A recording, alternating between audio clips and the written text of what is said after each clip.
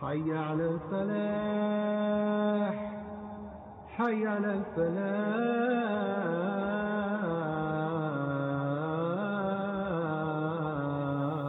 Uzbekistan is in Central Asia. It used to be part of the Soviet Union, close to China, close to Afghanistan, and is a Muslim country like all of that region. Uzbekistan has been an incredibly important place for Human Rights Watch in the past years in general. It has a horrific record in terms of its torture of ordinary people, sometimes torturing to death. The leader of Uzbekistan, Islam Karimov, is himself a great survivor from the Soviet era. He was one of the Soviet apparatchiks in those days, and is now an extraordinarily brutal ruler who really believes that anything is acceptable just as long as he, Karimov, can stay in power. Beginning in the 1990s, the government began to criminalize Islamic fundamentalism. And when I say criminalize, I don't mean that you get slapped with a fine. I mean you go to jail for 10 to 15 years, and you're tortured. Everything that they oppose gets the label of Islamic fundamentalist. They're using it to stamp out any political opposition. That's what Andijan was all about. What happened in Andijan was a demonstration that was preceded by an attempted uprising. A group of armed men attacked a military garrison to get weapons. What happened after that armed attack was that you had thousands of people out there on the streets, and this is where the real crimes of the Uzbek regime began. They were there, most of them, to complain about their desperate social and economic conditions, about unfairness, about lack of freedom. They were waiting for the government to come and talk to them. And obviously the last thing they expected was for the government troops to come and start shooting. In Andijan, the Uzbek troops shot in broad daylight into a square full of people. In many respects, it was more brutal than Tiananmen Square. The Uzbek soldiers went back and shot the wounded where they lay in the street in order to make sure that there were no witnesses who could tell the story. What they wanted to do was to terrify the population so much that they would never dare to resist the regime of Uzbekistan again. A group of people realized that, the only way to escape would be to get out of the country, and the closest border was Kyrgyzstan. The city was sealed off. We immediately made plans to send a research mission to Kyrgyzstan. All of these people fled from Andijan the night of May 13th during the killings.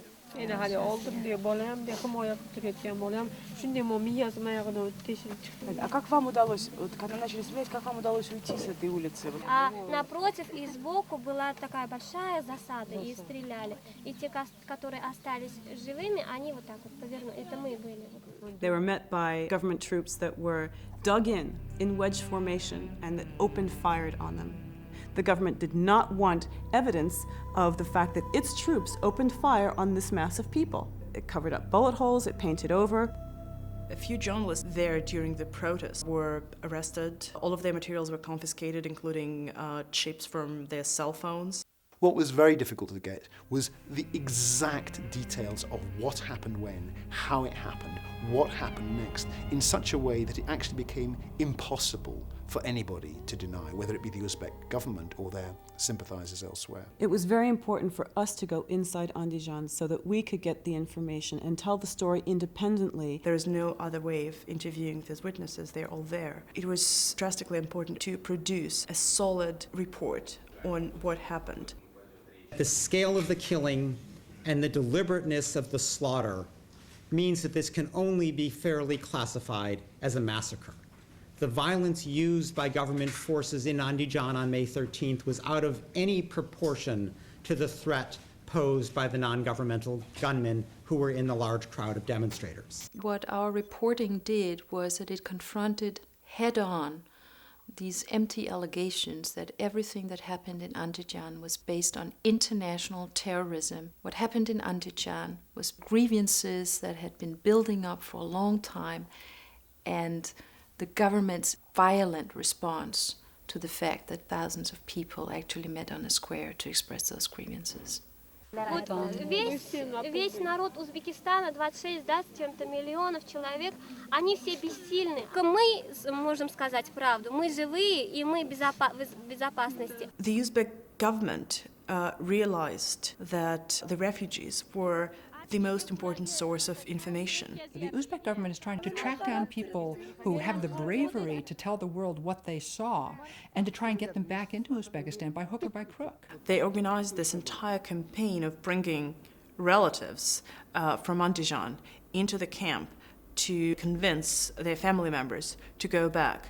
And we interviewed a number of people who were telling us that their relatives were under a lot of pressure, that security forces were coming to their houses and threatening them and forcing them to go and bring their relatives back. One day we were in the camp and suddenly an old woman walks in and she pretends to be very sick and hardly walking. I see big guys physically dragging her son out of the tent. They've attempted to bundle him into a car that would drive him off to Uzbekistan.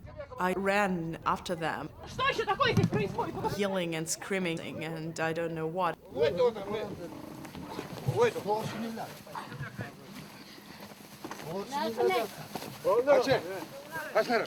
They released the guy and let him go back into the camp. What we were trying to achieve in Kyrgyzstan was to make sure that these refugees would not be sent back to Uzbekistan, where they would face persecution, torture, and maybe even death. The next step was, of course, then to mobilize those strong foreign governments that could put pressure on Uzbekistan. We were literally on the phone, real time, real life, with Geneva or Brussels. When something was happening in front of our eyes, they would take action. I immediately started calling around those political directors in the EU context, working directly with their foreign ministers, who I believed could make a difference, who I believed had to make a difference. This was an effort that truly involved all the different parts of Human Rights Watch to make sure that we left no stone unturned for a period of 3 months. That's what it took to make sure that they were not sent back to torture and persecution.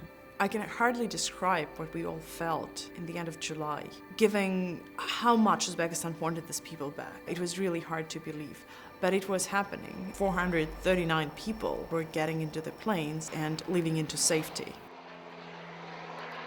The fight for the truth is not over, but obviously right now the most important thing to happen would be an international investigation into Andijan events. What Islam Karimov hoped is that this story would never fully be told. What we hope to do is to ensure that not only will it be heard, but it will be heard absolutely everywhere that matters. And once it's been heard everywhere that matters, there will be consequences. Uzbek government troops committed crimes against humanity, slaughtering hundreds of people.